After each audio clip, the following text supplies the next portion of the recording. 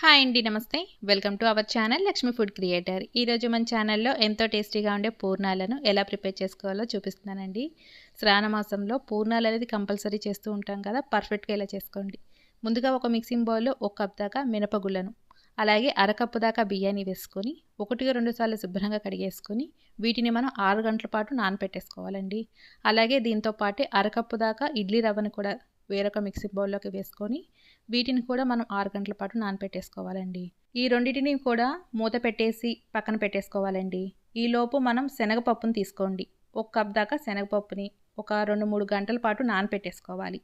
నానిన శనగపప్పుని 1-2 సార్లు శుభ్రంగా కడిగేసుకోవాలండి. తర్వాత శనగపప్పు ఈ విధంగా ఉంటుంది. మనం తుంచితే 2 దబ్బల్లా విడిపోవాలన్నమాట. దీన్నంతా కూడా వేరొక కుక్కర్లోకి ట్రాన్స్ఫర్ చేసుకొని ఏ కప్పుతో అయితే మనం శనగపప్పు తీసుకున్నామో అదే కప్పుతో 2 కప్పుల వాటర్ని వేసుకొని 4 విజిల్ వచ్చే వరకు మీడియం ఫ్లేమ్లో కుక్ చేసుకోవాలి. కుక్కర్ 4 విజిల్ వచ్చాక పూర్తిగా చల్లారనిచ్చేసి మూత తీసి ఒకసారి పప్పును చెక్ చేసుకోండి. పప్పు అనేది ఈ విధంగా ఉడికి ఉంటుందండి. దీన్ని ఒక చిల్లుల గిన్నెలోకి తీసేసుకొని వడగట్టేసేసుకోవాలి. వాటర్ కూడా మనం పడేయాల్సిన అవసరం లేదండి, సాంబార్ పెట్టేసుకోవచ్చు, బాగుంటుంది. అలాగే ఈ పప్పుని బాగా ఆరనివ్వాలండి. ఆరిన పప్పుని ఒక మిక్సీ జార్లోకి ట్రాన్స్ఫర్ చేసుకోండి. కొద్దిగా ట్రాన్స్ఫర్ చేసుకోండి. చూడండి, ఇలా పొడిలా అయిపోతుంది. వీటిని మనం వేరొక మిక్సింగ్ బౌల్లోకి ట్రాన్స్ఫర్ చేసుకోవాలి. అలాగే పప్పునంతా కూడా ఈ విధంగా మిక్సీ పట్టేసుకున్నాక దీన్ని ఇప్పుడు పక్కన పెట్టేసేసుకొని స్టవ్ వెలిగించుకొని ఒక మందపాటి కడాయిలో ఏ కప్పుతో అయితే మనం శనగపప్పు తీసుకున్నామో అదే కప్పుతో బెల్లాన్ని 2 టేబుల్ స్పూన్ల దాకా వాటర్ని వేసుకొని బెల్లం అంతా కూడా పూర్తిగా కరగనివ్వాలండి. ఒకవేళ బెల్లంలో కనుక నలకలుంటే బెల్లాన్ని వడగట్టుకొని తీసుకోండి. తర్వాత మనం ఈ శనగపప్పుని మిక్సీ పట్టేసుకున్నాం కదా, దీన్నంతా కూడా దీంట్లోకి ట్రాన్స్ఫర్ చేసుకొని బాగా మిక్స్ చేసేసుకోండి. ఎక్కడా కూడా ఉండలు కట్టకుండా ఇలా బాగా మిక్స్ అయిపోవాలండి. చూడండి, ఈ విధంగా ఉంటుంది. దీంట్లోనే 2 టేబుల్ స్పూన్ల దాకా కొబ్బరి పొడి వేసుకోండి. అలాగే కొద్దిగా యాలకుల పొడి కూడా యాడ్ చేసేసుకోండి. కొంచెం దగ్గర పడే వరకు కూడా బాగా మిక్స్ చేసుకుంటూ ఉండాలండి.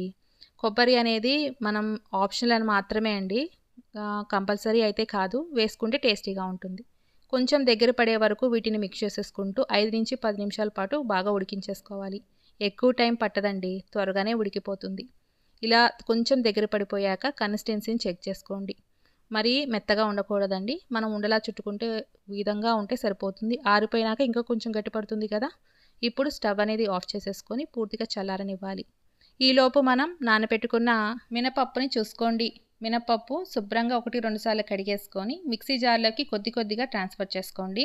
పెద్ద మిక్సీ జార్ అయితే ఒకేసారి మొత్తం వేసుకోవచ్చు. దీంట్లోనే అర గ్లాసునన్ని వాటర్ని వేసుకొని ఎంత వీలైతే అంత మెత్తని పేస్ట్లా చేసుకోవాలి. ఇడ్లీ రవ్వని కూడా వాటర్ లేకుండా మనం ఇలా గట్టిగా పిండేసి వాటిని దీంట్లోకి మిక్సీ జార్లోకి ట్రాన్స్ఫర్ చేసుకున్నాక ఇంకొక పావు గ్లాస్ అన్ని వాటర్ని వేసుకొని ఇంకా మెత్తని పేస్ట్లా చేసుకోవాలండి. చూడండి, పిండి కన్సిస్టెన్సీ ఈ విధంగా ఉండేటట్టు చూసుకోండి.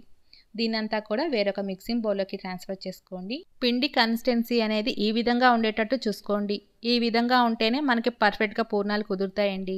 మరీ ఎక్కువగా వాటర్ వేసేసి మనం పిండి అనేది మిక్సీ పట్టేసుకోకూడదు. కన్సిస్టెన్సీని బట్టే మనం వాటర్ని యాడ్ చేసుకోవాలి. దీంట్లోనే టేస్ట్కి తగినంత సాల్ట్ని 1 టేబుల్ స్పూన్ దాకా పంచదారని వేసుకొని మిక్స్ చేసేసుకోండి. పంచదార వేయడం వలన పిండి అనేది కొంచెం పలచబడుతుందండి. దీన్ని 1 గంట పాటు మ్యాగ్నేట్ చేసుకోవాలి పిండిని. ఈలోపు మనం శనగపప్పుని ఆరిపోయాక చూడండి, ఇలా చిన్న బాల్స్లా చేసుకొని రెడీగా పక్కన పెట్టేసుకోవాలి. ఇప్పుడు పిండి అంతా కూడా నానిపోయాక చూడండి, పిండి శుభ్రంగా నానిపోయింది. ఇప్పుడు మనకి పర్ఫెక్ట్గా పూర్ణాలు వేసుకోవచ్చు.